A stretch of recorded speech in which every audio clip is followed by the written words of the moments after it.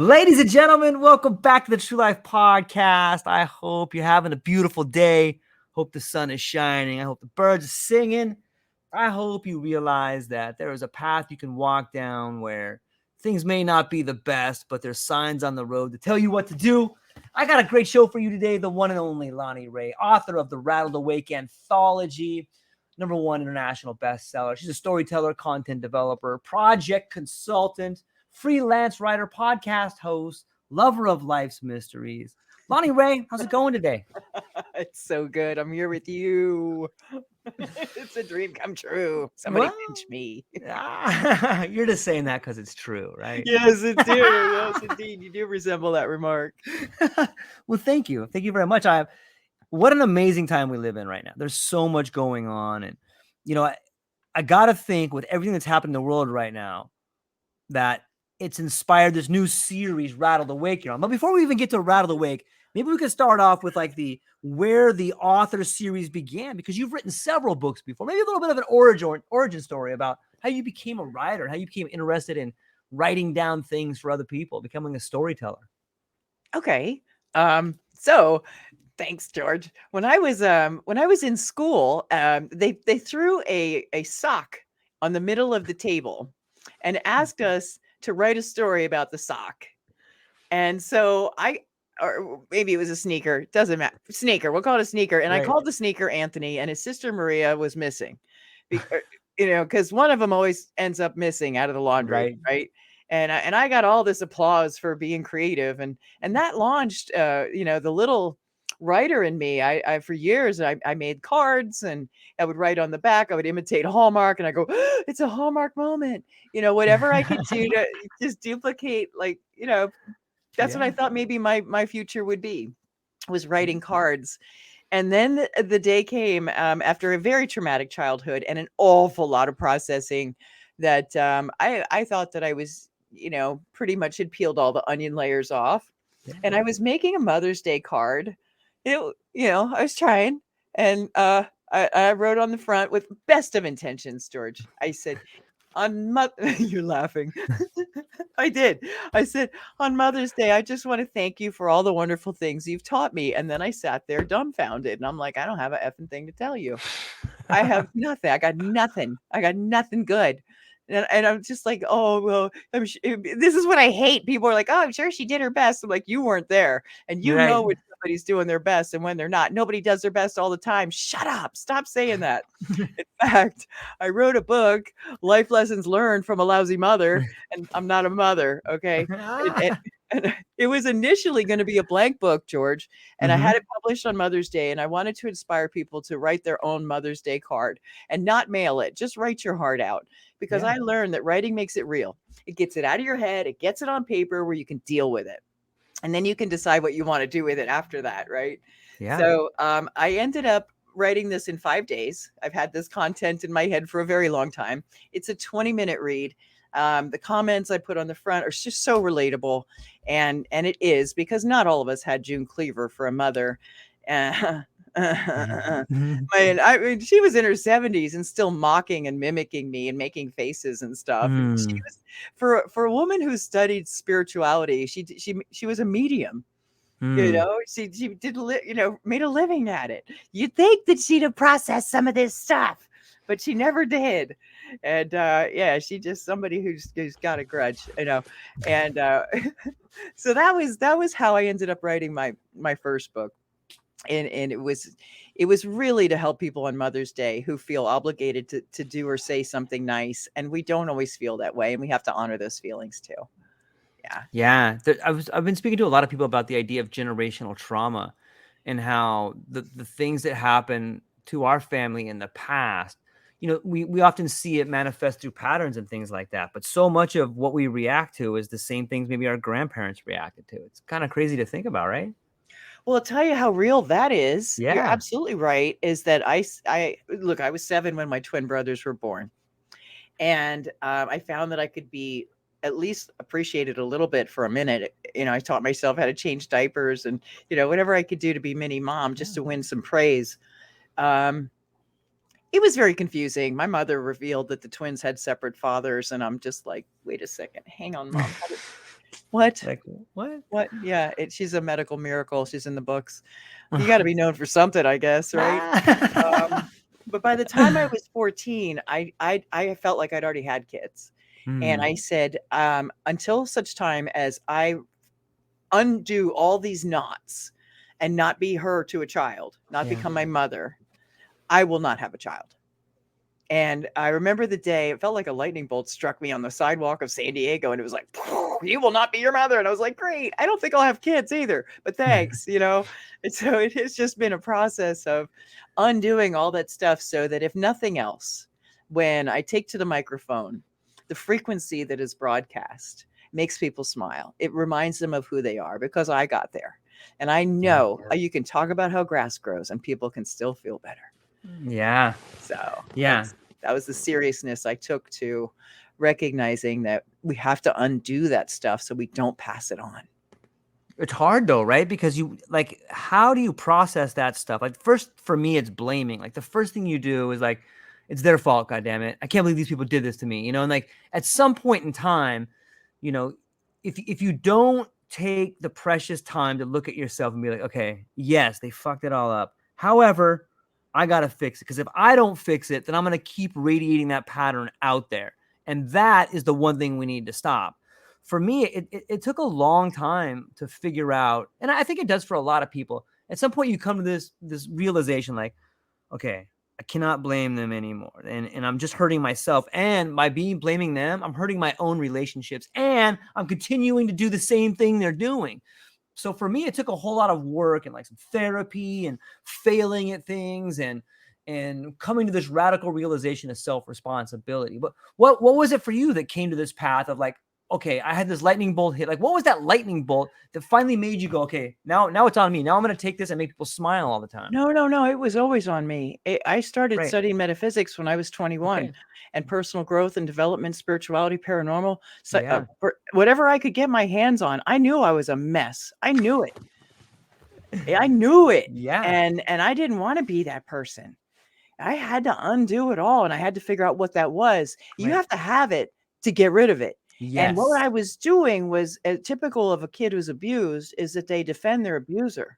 Mm-hmm. And a pivotal moment was a therapist who gave this wonderful example to me who said, you're sitting in a room and a little elephant walks across the room and he accidentally steps on your foot. He doesn't mean to, but it hurts, doesn't it? Yeah, that would hurt. Yeah. He said, you got to have that hurt. Whether he meant it or not, you've got to have that hurt. And so what happened from that moment was me finally allowing all those years of pent-up anger and self-loathing and hating myself, because narcissists will do that to Yeah. you. Yep. Yep. It's your fault that they're Mm-hmm. unhappy. It's your fault that you were born. I heard if it weren't for you goddamn kids, dot, dot, dot, dot, dot. Oh, thanks, Mom. I Yeah. actually really didn't try Yeah. to be here, but you did that. I didn't So ask to be here. Yeah, that's yeah, right. thanks. Yeah, yeah. So, it was a process of peeling off onion layers. What happened though is that he'd be like, "Oh, our 55 minutes are up. Our 50 minutes are up. See you Mm-hmm. next time." And he'd Yep. send me out onto the street. I'd just be like this bleeding, gaping wound of emotion. And I feel so bad for my housemates at, various times in my life, because I was pissed off for 5 years. I wore, Yeah. heavy stomping boots. I wore big clothes so nobody would bother me. I didn't want any attention. And I Mm-hmm. listened to Nine Inch Nails everywhere I went. I had the Nice. headphones on. I was at the bus stop. I was banging. I was airboxing, because there's so many lyrics in that made me think of my mother. And Yeah. you have to get it out. What happens is getting stuck in it and it becomes an identity. And I had an Yeah. identity as an angry person. I was like, I don't want to be this. I don't want to be Debbie Downer. I don't want to suck the air out of the room and the life out Mm-hmm. of friendships. How the hell do I get out of this? Now that Mm-hmm. I've owned it, how the hell do I get rid of it? It's a multi-layered, long-term process until I found tapping. Back in the day, it was originally called thought field therapy. Okay. Have you ever heard of it, George? I'm not familiar with it. Oh my gosh. Oh my gosh. It is wow.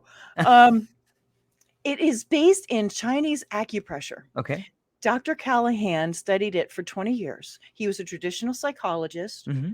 who took a liking to Chinese acupuncture and acupressure.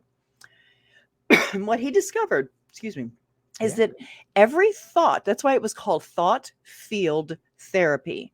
Okay. If you have a thought, what comes with it is a field in your energy field. And if you have a stress response, like if you think about something and it makes you feel like, on a 10, even an 8, it's too much, tears, whatever, can't handle it. There's a blowout in that. It's called a perturbation. It's where the word perturbed comes from.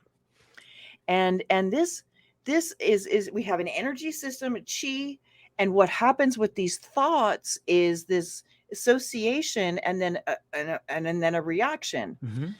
And look, talk therapy is valuable. It matters that you get heard. It Yeah. does. But it can only go so far.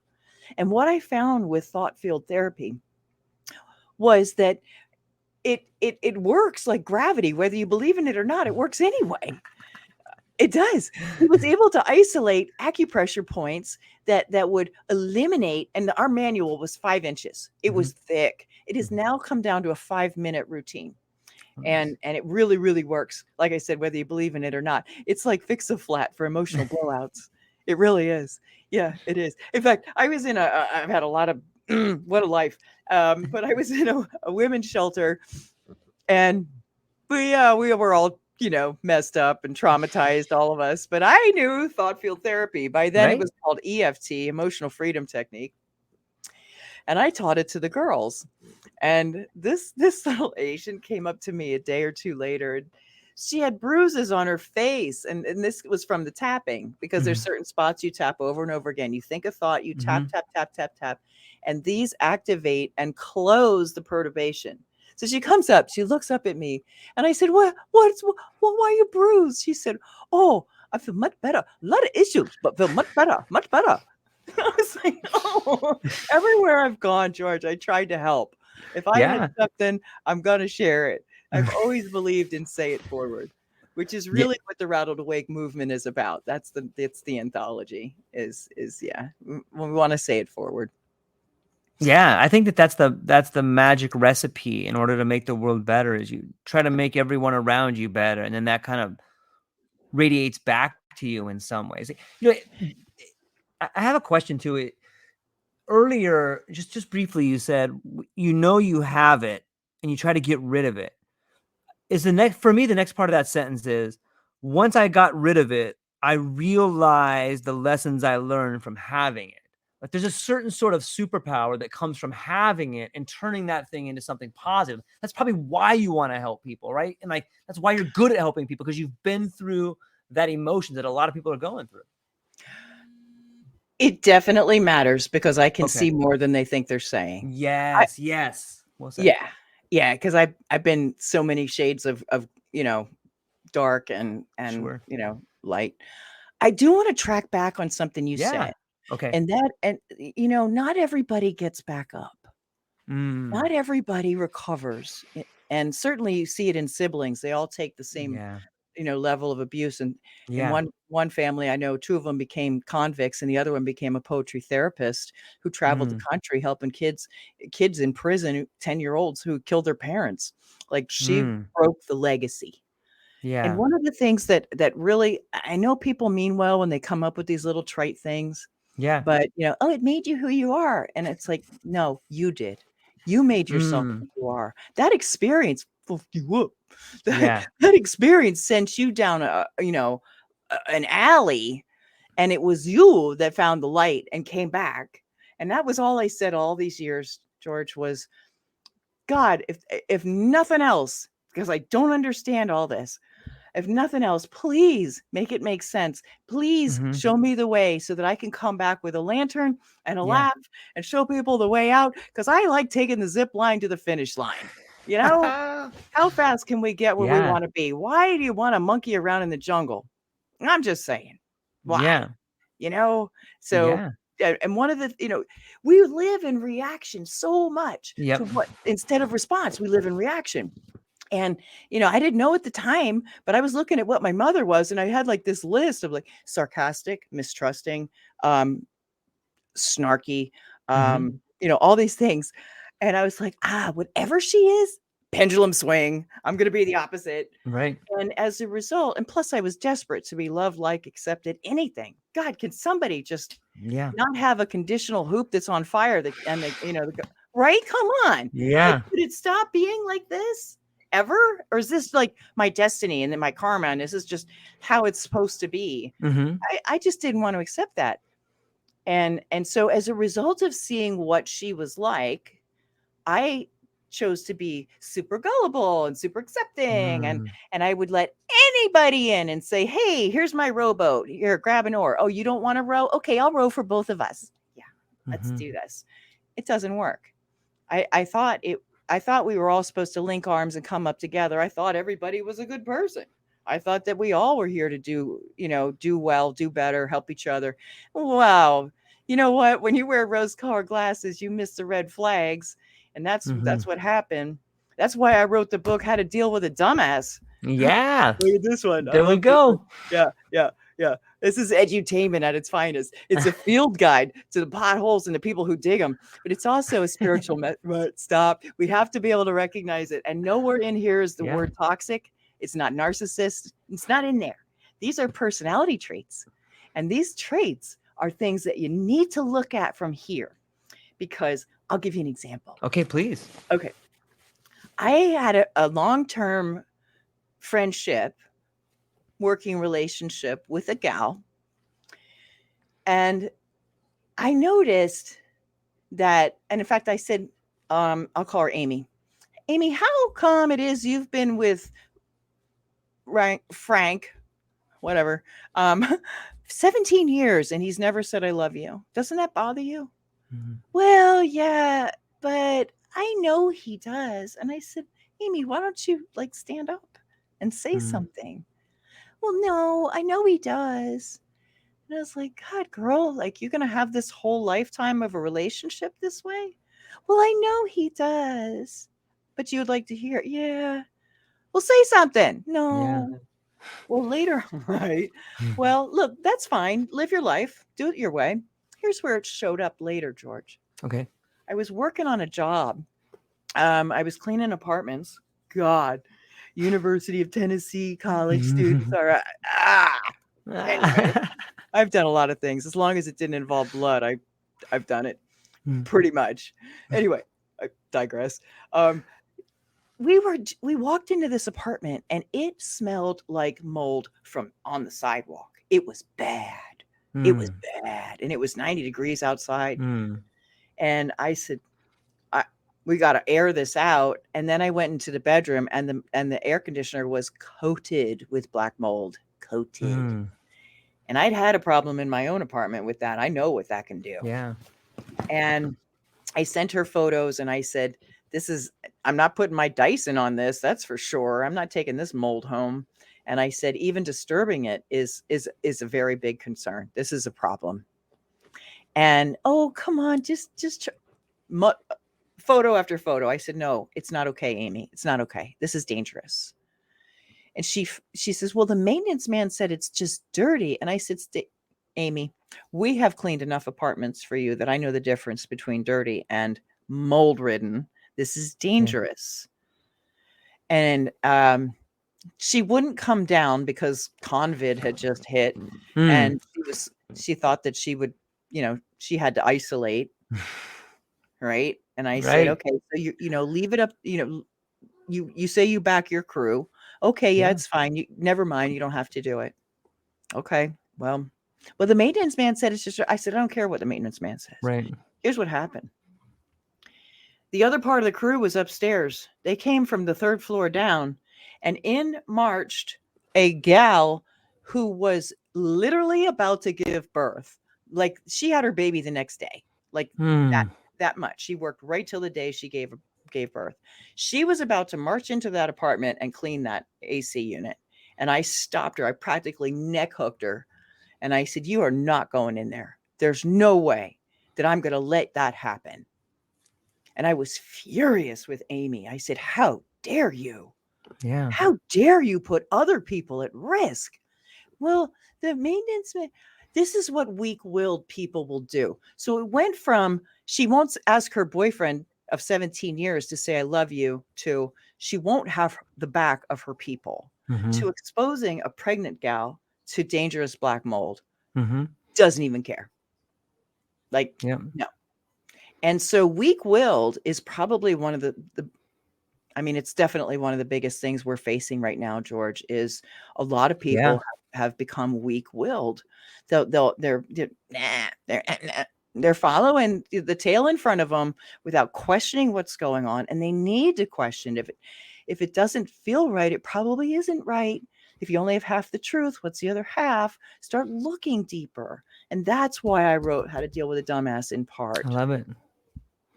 Yeah, I think it's a bug, or it's not a bug, it's a feature. If you look in the way, like it seems to me, Fortune 500 companies, like they're selecting for weak-willed leaders that will do whatever they're told so that they can be the buffer in between the angry people and the prophets. Because you can always get rid of a manager. You can always get rid of a leader. Those people are like the head coach of a football team. Yeah, super important, right? Okay, get out of here. We don't need you anymore.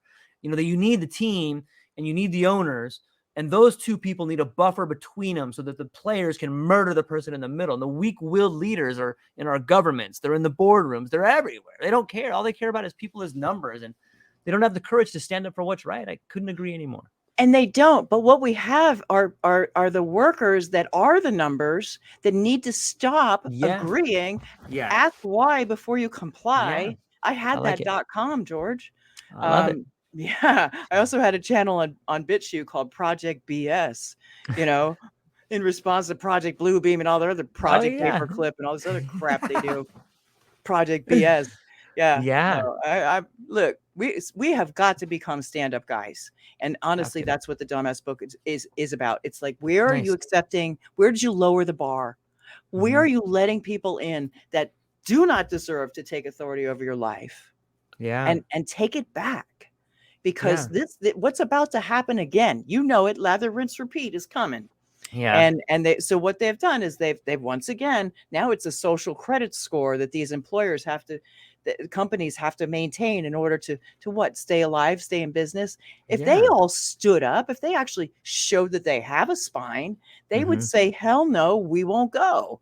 And then their employees wouldn't be forced to get fired or stand Right. up and riot or protest at the very least. Has anybody looked at France lately? They're not Yeah. happy people for a reason. You know, we've Yeah. got to, because this is where they've insidiously instigated more tyranny through work, through Yeah. employers. And Yep. okay, I get it. An employer wants to stay in business. You have no business telling somebody what they should do with their body. That's None. right. Just saying. Absolutely.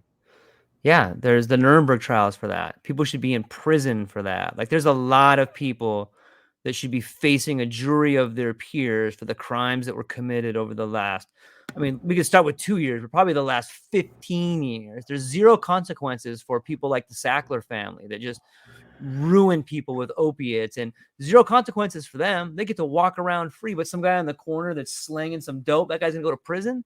Get out of here with that. But I think this transformation, or this reconfiguring of integrity and having the ability to stand up for what's right starts with individuals, because it's not going to come from the top. It's going to come from each one of us looking around and being, I'm sick and tired of seeing my brother and sister stepped on. I'm going to stand up right here. Damn the consequence. Go ahead, fire me. What are you going to do? Nothing. Before you fire me, let me go ahead and tell you what a dummy you are. Let me tell you why you are a horrible person. Let me tell you the difference between a leader and a manager. I'm going to do it in front of these 500 people right here, just so that they can know and clap and have a little bit of empowerment that builds up inside of them. But it's contagious, right? That ability to stand up for what's right is what we're here to do. We should be doing more of it.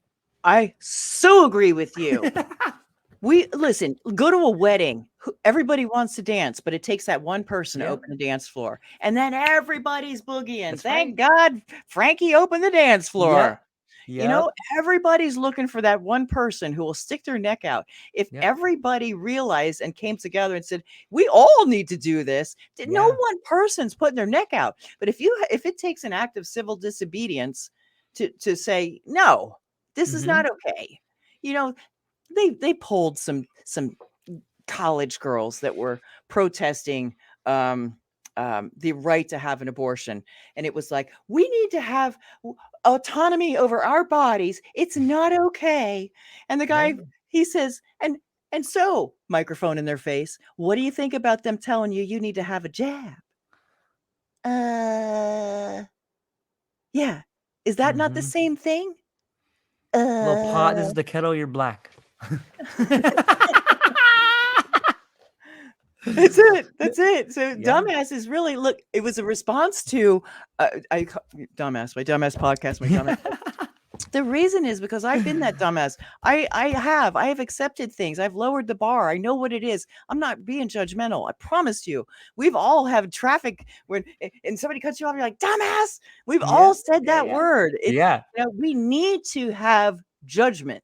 We have to have judgment, good judgment skills. Right. That is different from being judgmental. Yeah. Being judgmental is putting one up and another one down. This is Right. using good judgment skills. We've got to have it. This whole new age movement is just like, just don't judge. Just don't. Everything's fine. It's fine. I said, you know what? That's how we got here, because it's not fine. You know, these Yeah. controllers and psychopaths on parade love that you want to sit down, be passive, sit at home and say om. They love that because you're not doing anything to be a stand-up guy. You Yeah. know, and so it came from falling into rabbit holes, which I know you Sure. love to talk about. I love them. I love I them. know, right? And it was like, okay, on the global stage, it's a mess. We got Mhm. clowns on parade. But what, think global, act local. What can we Yeah. do local? What can you do in your life today to Mhm. minimize the simple clanging monkeys on your own dang porch? I So love it. that you can hear your still small voice. Believe it or not, buried in this book is a very spiritual message. And it's hidden in the entertainment, and you know what, I think most people stop reading when it causes them to look in the mirror and go, holy shit, I've been a dumbass too. I have. Totally. Yeah, We all I have. tell you, yeah, we have. And being a repeat offender. Oh, I'm gonna just give Trump another hall pass. I'm Right. gonna give Right. this guy another hall pass. You know, it's okay. No, it's not. Stop being a repeat offender. Yeah. Allowing that guy or girlfriend that, you know, a pal of yours. I had one. I had to quit him after 6 years. I said, stop calling me with the same freaking problem. You like trailer trash girls. I'm okay with that. No judgment, but you see what it gets you. And then Right. you say, oh, those are good ideas, Lonnie. And you do it for a month, and then you go back to what you know. I said, I'm done with this. Because he's a repeat offender. Me Right. staying with him makes me a repeat offender. Sure. So I'm just a dumbass. You cannot expect somebody to change their ways. If it's a pattern, it's a pattern for life. That's their life pattern. Do you want more of this or less of this? Survey says, no, thank you. Next, right? Yeah. Right. Absolutely. So yeah, I'm pretty passionate about it. I just don't understand why it's like people have blinders on, George. And you know, and I was raised in chaos. I accepted a lot of Right. Right. abuse. Right. So you can understand that. Yeah, I And so can. that's normal to us. A calm, peaceful relationship is like, something's wrong here. I need to, I don't know, kick something. I need to, you Yeah. know, stir it up because that's familiar. Well, Yeah. let's not have that be familiar. Let's bring the peace into our own selves and say, you know what, I deserve better. Yeah. I think we all do. And the process of getting there of, no, you're not a schmuck. I don't care what people said to you, means that you'll expect better. And you'll kick those other things to the curb that want to sling mud at you and say, it's okay. In fact, it's your fault. I did that. That's got to go. We've got to, you know, as if people realized, I read something so interesting, George. A man did an analysis. I wish I could do it justice, but I'll spare you. The analysis was on DNA, and he was, I could see it. He's one of those. It's not David Wilcox, but it's one of those guys. Might be David Wilcox, super into neuroscience and DNA. He was able to assign words or letters to the code of DNA, and every single one of them started with God and then something else. God created essentially it was, a creation of God. Now, I believe there are entities here that are soulless. I believe there's clones. I believe there's all kinds of. I wait till I tell you about the shapeshifter I met. Nice. There are. I will hold on a second. There are definitely some soulless beings here. However, the point is, you can't be separate from the thing that created you. That's an illusion. Separation consciousness is I think the reason that we have all these wars. We have all this, self-loathing. We have people filled with gutter level self-esteem. I was there. I had the shit kicked out of me emotionally. And it took a long time to recover and rewrite. And hey guys, good news is you can do it. Good news is you can rewrite the next chapter. You can. And we're plastic, Yeah. neuroplasticity. We can do it. But you have to want to, and not accept that this is just, oh, it's just my ticket in life. No, don't accept that. Don't accept anything less than excellence. You come from a source of all things that makes flowers bloom and your heart beat. You can't figure that out. How does your finger heal from a cut? Right? Profound healing happens. It just happens. And imagine if we just lean on the truth of who we are. Remember who you are. And stop letting people tell you you're anything less. Get rid of them. And it might be that you're by yourself for a little while, but that's okay. It's better than having to deal with a bunch of drama and chaos. Because you can't be effective if you're dealing with that.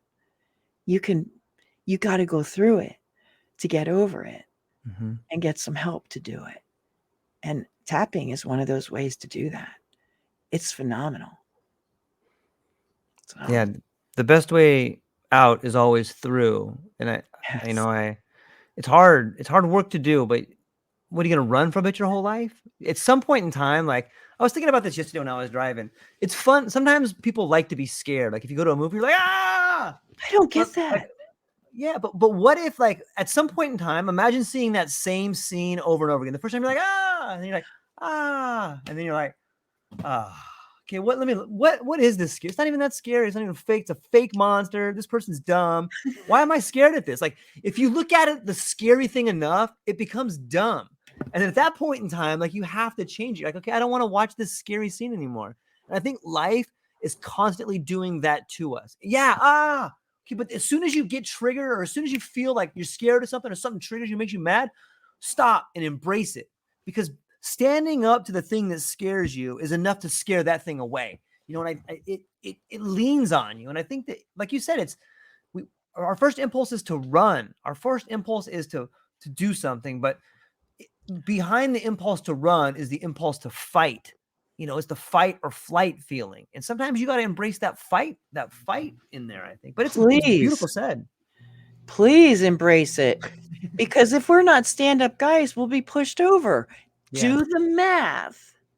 If you're not a stand-up guy, you'll fall for anything. And this really is about, hey, you got a spine. You can bend over and stand up and sit down and twist.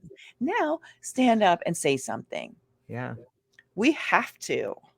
If we're going to make it, there are many out there. It's just like, oh, it's all perfect. It's happening the way it should. I'm like, no, actually, it's happening the way these creeps on parade want it to. Yeah. If they sat at home and said, oh, I'm just going to visualize screwing up everybody's life and taking over the world because it's going to happen just because my vibration is super low or whatever, we would laugh at them, right? That's a joke. Yeah. Come on.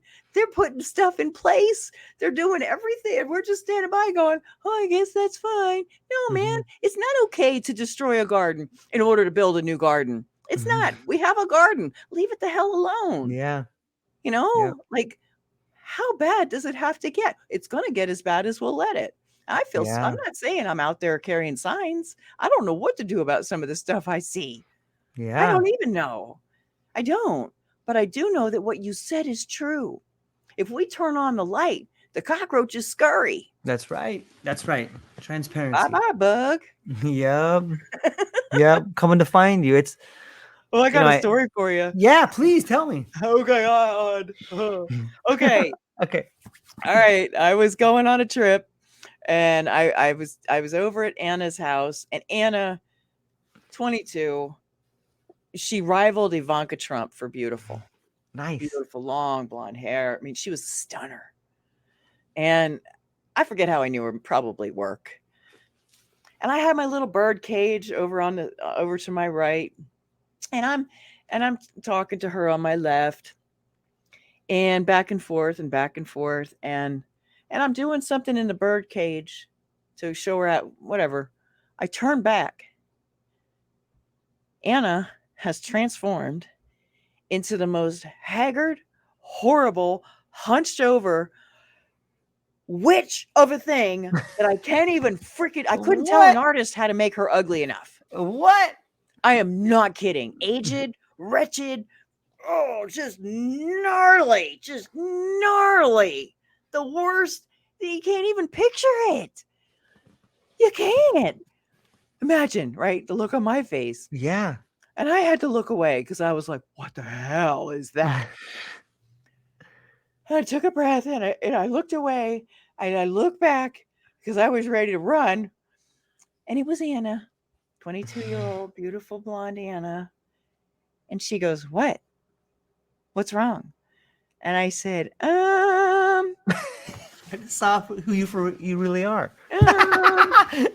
I just saw this horrible, haggard, aged thing hunched over the table. And now it's not there. Did What you the say hell's that to going her? on? And she screamed at me, get out of my house. And I was like, no problem. I'm taking the bird too, because you probably eat it. Right. Just like, What? gone. Yeah. I'm telling you, I've seen them. And I've seen faces shape. I've seen faces morph multiple times. Psychics What? look at me and they go, you can see faces change. And I said, yeah, it really sucks because I don't want to see this, but I do. What is that? Is that like you think that is seeing someone for who they really are, or is that like a different being, or is that something we can't understand? Like, how do you make sense of that? I don't know how to make sense of it. Yeah. I genuinely don't. I wonder about the ones, there's a lot of photos of Yeah. pupils that are turning into the slits like reptiles, Yeah. right? Yeah. You've seen that. And I wonder, maybe they're hybrids. I had a friend who was abducted multiple times, by the way. And he later was introduced to his test tube son. Yeah. Multiple abductions for this guy. Poor thing. Mm. But there's these other people. And I wonder, like, do you actually recognize that you're going into reptile mode right now? Because we got your reptile. I'm sorry, we got your pupils on film. And you ain't looking right. Are you aware of that? I don't know if they know. I've stopped wondering. I've stopped caring. Not too long ago, let me tell you something. If you get a funny feeling about something, trust it. I was walking. Age before beauty should apply, right? In this case, both should have applied. This guy was walking up to the doors of the grocery store at the exact same time I was, and I got the willies. Hair stood on the back of my neck. Okay, I said, something's wrong here. I can feel it. Something's wrong. Something's off. Yeah. This guy, by the time he went first, because I didn't want him behind me. I didn't want his energy behind me. By the time I got through the front door to grab a grocery cart, not far, okay, right there, he was all the way to the back of the store. It was like he was moving on wheels. Right. It was weird. And I was like, how the hell did he move that fast? But right before that happened, I stood behind him. I got ballsy for a second. And I said, I know who you are. I see you, you freaking freak. And I was like, oh, you better shut the hell up. Yeah. Because if he is that freak, whatever that level is, right, it could be a problem. But I'm a stand-up guy these days. I don't care. Fuck. Anyway, but look, dude, I watched this squirrely looking, elongated neck, weird face guy. He was right. soared to the back of the store. He stood at the meat counter, or whatever, the section, right? Right. Meat's in it, right? He Right. literally bends like a robot, looks down, looks left, looks right, stands up, goes like this, and continues through the store doing this weird, like, bend over, check it out, and then scoots to another aisle. I swear to God, you can't make this up. This is in South Knoxville. Now, look, it's not the best reputation for town, but damn, man, what the hell is that? What is that? And then he scooted out the door without buying anything. Oh, cue shock face. Mm. Like, good, get out. Wherever you Yeah. came from, go back Yeah. under that rock, please. Because, yeah. I have sat next to people and watched their faces, just multiple faces. They just, I've had communication in my ear, George, and it sounded like, it was telepathy, but it was like, I'm like, Right. I turned to the guy and I go, I cannot understand a word you're saying. Shut the hell up. And I got up and I walked away. Yeah. It's like, enough. I'm done with this. Hit the road, Jack. Right. So this stuff is real. And people want to doubt it. Go ahead, doubt it. Go ahead.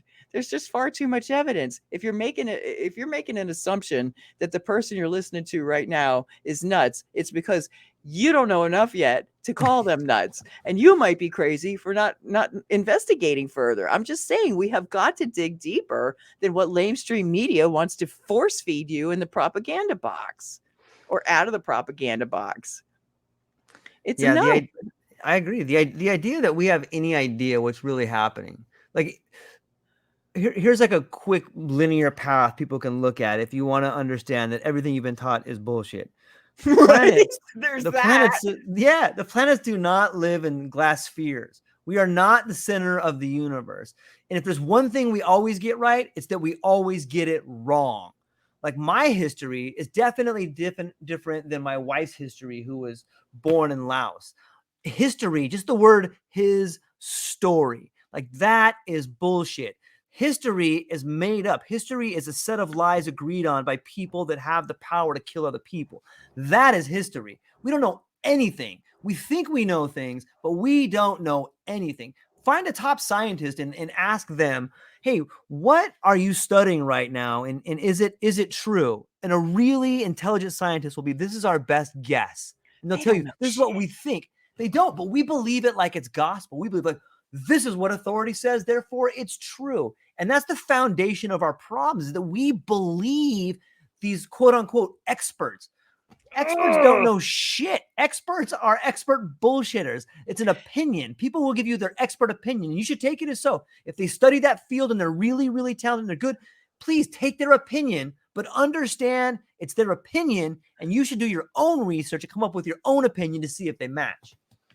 And right? also look at who funded their studies, because chances are the outcome is based on that supporter, that patron. Yes. Listen, you've got to follow the money. Right. And remember that it's the victors who write the texts. Yeah. So they've been manipulated in favor of whoever wants to control you next. Yep. Come on, guys. Follow the science. Really? Did you ever look at the science on the masks, George? Have you seen how many big things and small things can pass through those freaking masks? What a joke. But the local Goodwill, I dubbed her the mask Nazi. And she was adamant about, put it on, get out. And I was just like, God, your mask is too tight. The oxygen level is hurting you, lady. Yeah. It is. Like, come on, trust the science. My ass, if you did, you wouldn't put that on. Yeah. Because it's making you sick. Like, hello. I think the response to people that say trust the science should be like, that's company science. You kind of like throw it back at them like, no, that's company science. That's the same one that tells you smoking is good for you. This is company science. It's bought and paid for by the people that are making money. So I do trust science on some level, but I don't trust company science because that is just propaganda. Listen, let's just do some math on some bigger things. Okay. All right. Yeah, I love this. Okay. So the stars are sort of still in the same place all the time around the course of a year. If we were hurtling through space at how many thousand miles per hour? 666,166 miles around the sun every day. Stars wouldn't be where they are. We would be somewhere else entirely. We are not hurtling through space. It's just, that's just right there. Just start right there with that lie we've been told. Right. That this is, the Earth rotates this way. Really? How are you going to explain the two suns that people are videotaping now in the sky? There's two suns. And they're in different places. Sometimes they're together. And I mean, come on. There's so much going on, but people, I don't want to know. I can't handle it. I didn't know I was supposed to know. But why would you tell me that? It doesn't affect my life. I'm like, it does in this way. You've been lied to. And they're going to continue to lie to you until you wake up and realize that you can call bullshit and take your power back. Yeah. That's actually what this book is about, is take back authority over your life. Gosh. Yeah. We've been imbued with so much and been so dumbed down. It's interesting you brought up your wife being from Laos. I wonder what version of story they got. The U.S. has just been duped so badly, so much. And I have compassion for it to a certain extent. But then after that, it's like, wake up. Don't be part of the problem. Be part of the solution. Yeah. And that means being empowered. Isn't there I believe there's a phrase in a famous book that says, my people shall perish from lack of knowledge. I don't read that book because I know who wrote it. And I know there's 155 chapters missing. And we could go into that, but we won't. However, if you want to pick and choose some phrases, it's true. Yeah.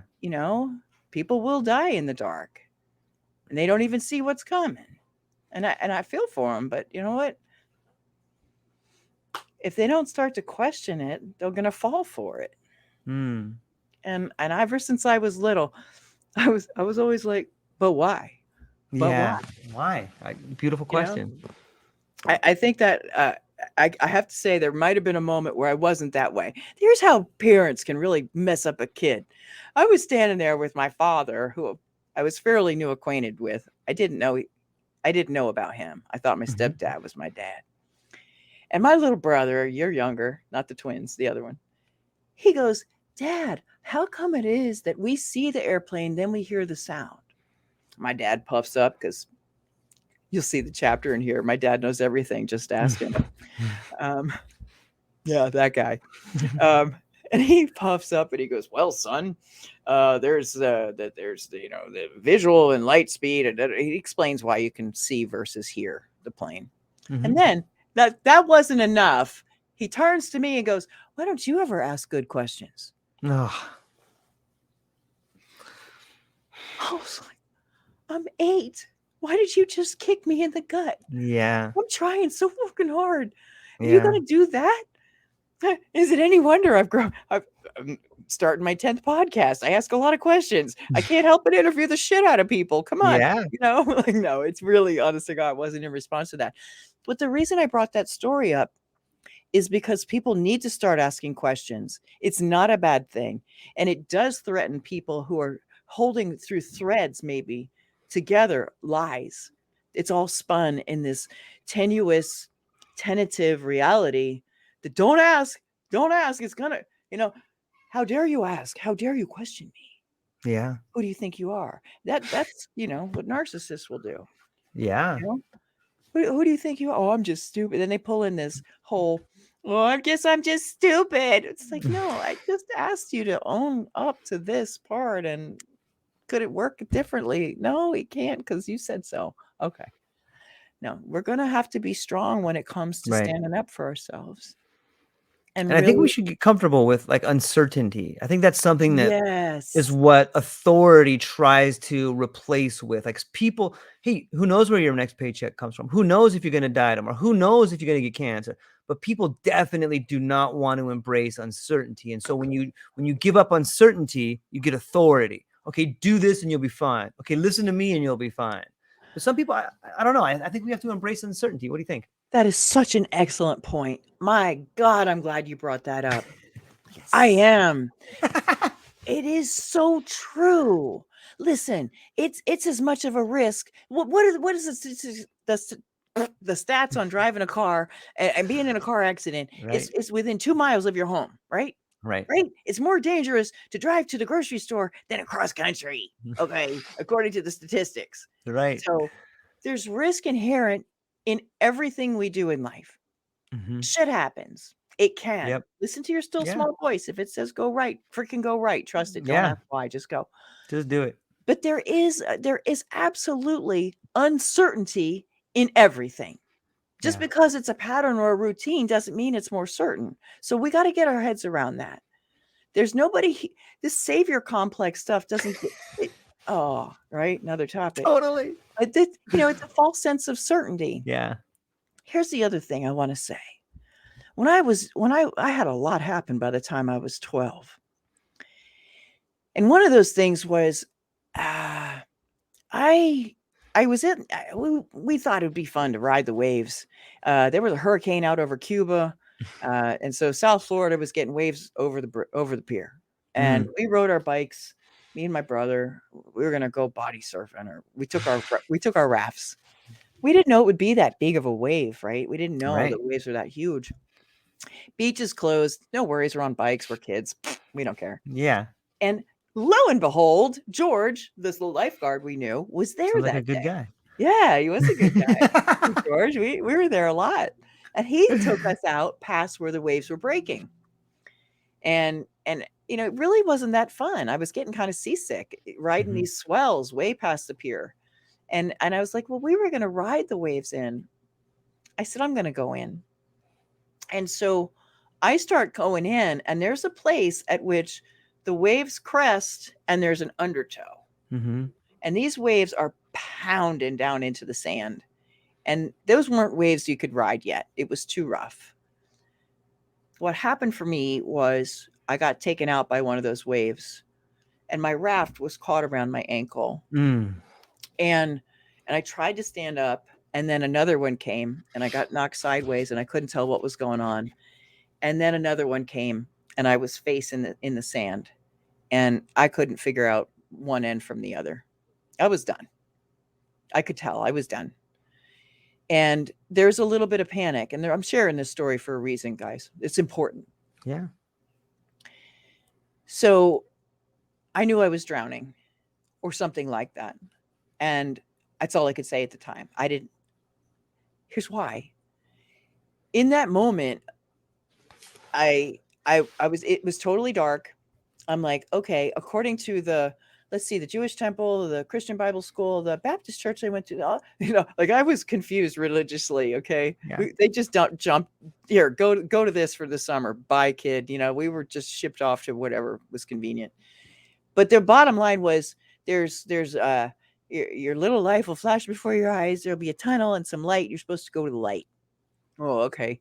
So I'm looking for all that, right? I'm like, literally, I can feel something's happening. I pulled out of my body, and there was no fear, no pain, no worries. There was nothing. It was peaceful.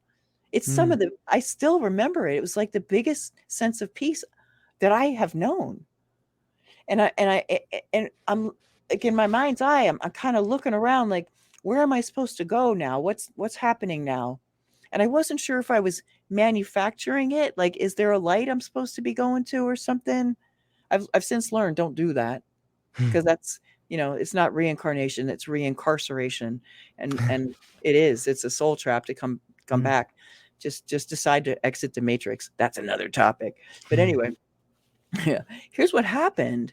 I had this experience, and it was total bliss. It's easier to die than it is to live. It was so peaceful. And I Mm. want people to know that none of us is going to get out of here alive. Why not live out loud? Like, seriously, go for it. Because if it's not your time, it won't be your time. Just like go, just do. If it Mm. calls to you, it is for you. What you want wants you even more than you want it. That's so Right? true. I love it. Just saying, right? Yeah. There's a reason. So what happened, the reason I'm here to tell you this is so crazy. Mind you, beach is closed. Nobody's there except me and my brother and George. They can't see what's going on. The waves are so big, they have no idea what's happening. I could have just, floated away. Yeah. But no, a Mhm. stranger pulled me up from these incredible waves and sat me down on the shore, looked me in the face and said, "You okay?" And I said, "I think so. I think so." Okay. And I watched him walk down the beach and disappear. And I sat out there and I looked at the waves. Yeah, I've had some crazy shit happen. I looked at the waves and I was like, "Oh, that's when I got scared. Oh, I almost just Mhm. died. Oh, I almost just drowned." Yeah. I should have needed resuscitation, all things Mhm. considered, to have had that out of body experience. Right. But I wanted people to know that when we lose somebody, when they cross over, they're in a better place. They are, because it Right. is peaceful. You don't have the recollection of all the stuff you went through. There's a disconnect that happens, Right. and it's cool. It's like, good for you. You got the ticket out. Good on you. Right. Right. So why don't we just, take a step off the curb, like crossing there's a little 5-lane highway out here. It's not like, I-95. It's 5 lanes though. Right. But if you step off the curb to cross the highway, we've all done this Yeah. at the right time. I mean, make sure the traffic's not right clear on your side. All you can account for is what's coming your way. You step across, you might have to pause in the center lane because the traffic going the other direction is still going. But you know what happens? How often, right? The traffic slows down, people wave you through, or Yeah. there's a break in the traffic. But none of that would have happened if you didn't step off the curb back Right. there. Right. Nobody on this side knows with you standing on the curb that you're going to need to cross 5 lanes. They're not going Yeah. to stop for you. And that's the magic of moving forward. When we move forward, the doors can open, but only until we're about ready to put our hand on the handle. Yeah. Yep. And then it happens. So just Yeah. go for it. Live out loud. Take a chance. Do civil disobedience. Yeah. I have a great episode. It's the most popular one on how to deal with a dumbass, a spiritual perspective. And it is with John Lukacs, medical researcher who came up with all kinds of solutions to what, and has very good success with that. Anyway, we had the best time, and he did 45 minutes the first time and 30 the next because he's full of it. He's full of ideas on civil disobedience, and he's just talking about pulling down signs and going, "Hell no, I'm Right. not doing it. I'm Right. not." And the people, the optometrists, they're all like, in skin suits and masked up, and it's like, wait a minute. You have to have this, you have to have that to get your eyes examined. He goes, "Fuck you. I just want to get my contact lens replaced." He's pulling signs down as he's walking out. He goes, "This is stupid. Stop it." Yeah. Yeah. That matters. If It everybody does did matter. that, my God, it'd be fun. Right. Yeah, you can only be ruled if you obey the rules, right? And there's so many people. It's kind Well of said. amazing to Wait, think. wait, say that again. The only reason there's rules is because we obey them. Like, we make the rules. We make the rules, not the people in authority. They can tell us to do things, but we choose whether to do them or not. And it just takes a few people to be like, "Nah, I'm not doing that. I'm not gonna do it." Yeah. I remember when COVID first came out, like, I was at the park with my daughter, and like, I don't really watch a whole lot of TV. So I'm at the park playing. I'm like, "This is epic. There's nobody down here." And this cop pulls Why up. is it so clear? Yeah, I'm like, "This is amazing, dude. Yes, play. We're doing stuff." And this cop pulls up and he gets out of his car. I'm like, "Hey, man, you can't be here." I'm like, "Why not?" He's like, "Because there's a pandemic." I'm like, "You're kidding me? Pandemic? Really? I don't see anybody dying. Like, I didn't even know about it. Like, they had just closed it for the first day." And I'm like, "What are you talking about?" And he looks at me. He's like, "I don't know, man. They just told me you guys can't be here." But he totally switched over. And he's like, and I'm like, "Seriously?" I'm like, "Well, what are you going to do if I stay here?" And he's like, "Dude, I got to write you a ticket, man. You write me a ticket?" Just And he's like, following orders. yeah. Like, and that's another thing people should think about. That makes my Just face go following sideways. orders. You're just following orders. Ah, Stop really? it. Stop following orders. Think about it for a minute. Is that something you really need to do?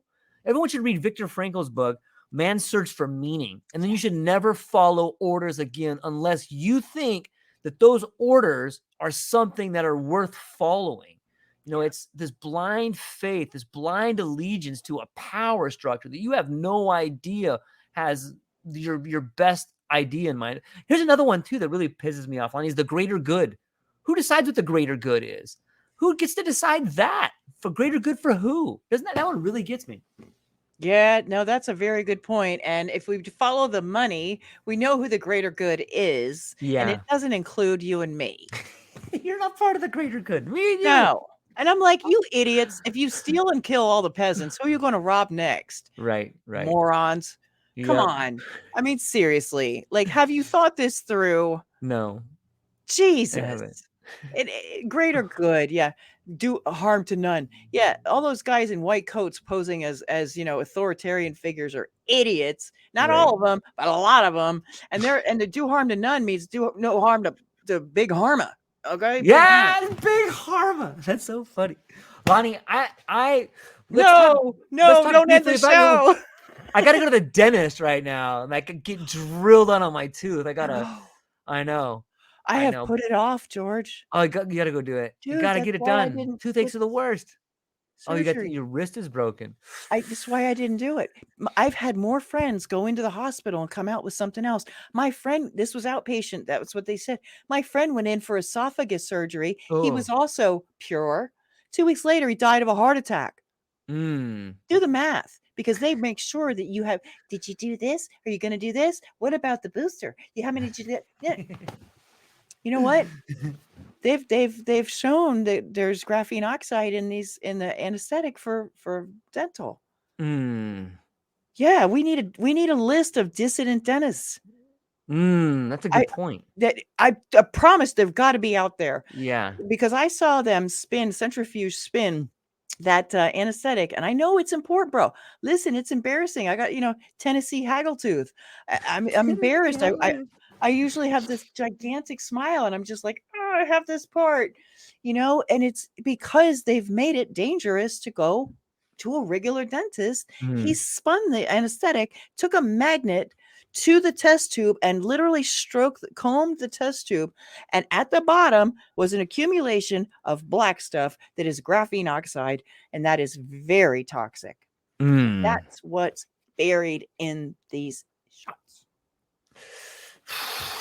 Well, thanks for that. Now I'm gonna. I know. We've got look through awareness and Right. acceptance. Education. Like, oh, okay, it's like that, huh? Awareness, acceptance, and action equals change. So I like it. I have it on my board, the same board that I used to manifest a lottery winning a couple years ago. I wrote the numbers and I focused on it, and I swear to God, I even knew the day. I wish it would happen again. But anyway, dissident dentists. They have got to be out there, because there were OBGYNs saying, do not come to my office if you got that thing, because you're going to cause my other patients to have a miscarriage. Get out. That's crazy. That happened. Well, the shedding, right? Yeah. I had a guy, long and short of it is, I had nobody come over here. It ended up happening that seriously, some things seem to be divine, and it was not a good divine. Okay. Some things just seem to be fated. Right. Even before I went out that afternoon, George, I was like, my intuition said, clean up the house a little bit. And I was like, why? Nobody comes here. And I did it anyway. And I ended up having somebody visit. We were supposed to have a glass of wine at the bar. The bar closed early. It was Sunday night. And we ended up here. And I said, you sit down there. I'll sit at this end. The movie's in the middle. Here we go. Yeah. And it was the best I could do. And I stood here before I sat down, and my intuition said, And I sat down anyway. And what happened is he turned into a total octopus, and he had his hands down my sweater. He was and I haven't had a steady for a long time. It's like, oh, it's nice to be touched. Yeah. He was, massaging here and this and that. And, guess what happened? I was sick for a week. After that, I broke out in 4 kinds of hives. My face was so swollen that my mouth was turned down on like this. I had, you could see fingerprints wherever he touched me. There were handprints on the backs of my shoulder blades where he touched me through my jeans. The welts came Whoa. through my jeans and transferred over to the other leg. I did not know if it was ever going to go away. It was anywhere he touched me, there were tracks up around my ear, down my neck. Wherever he touched me, blew out. I mean, shedding? What the hell was that? Wow. He was an American who just come from a Morocco music festival, so chances are he got some kind of fresh cocktail coming out of his skin, right? It was that something. That's dirty. That's dirty. Dirty. You got to lasted come back, Lonnie. 6 You got to weeks. come back and talk about Rattled Awake. We haven't Okay. even touched on that yet. Like, this is the new series that gets into the culmination of everything we've been talking about, translated into a sort of education and entertainment that has become a series that is helping people see the world in a different way. Yeah, So, perspectives that change yeah, for the better. yeah, absolutely. Yeah. Maybe you can give a where can people find you if they want to understand more about some of the previous books that you read, if they want to buy some of the previous books, if they want to understand what you're doing for people right now and how they can get involved, and how to contact you as someone who is a story editor and be involved in some of your projects. Maybe you can give a shout out to where people can find you. I thank you. The books are available on Amazon. It's, under my name, Lonnie Rey. I have an author page. Rattled Awake is just one chapter, one weekend, and I help people get their stuff done. And you can find me on LinkedIn for that.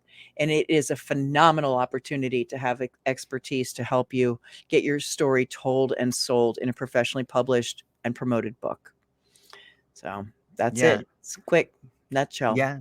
Ladies and gentlemen, check it out for sure. We're going to have Lonnie back hopefully next week if you get some time, and we'll talk all about Rattled Awake and that process. I'm sure we'll bird walk into some other stuff too, because it's really fun, and I enjoy talking to it, and I really love the way your spirit, I love the stories, and it's really fun. I really enjoy the conversation. And so, ladies and gentlemen, that's all we got for today. Thank you so much for hanging out with us.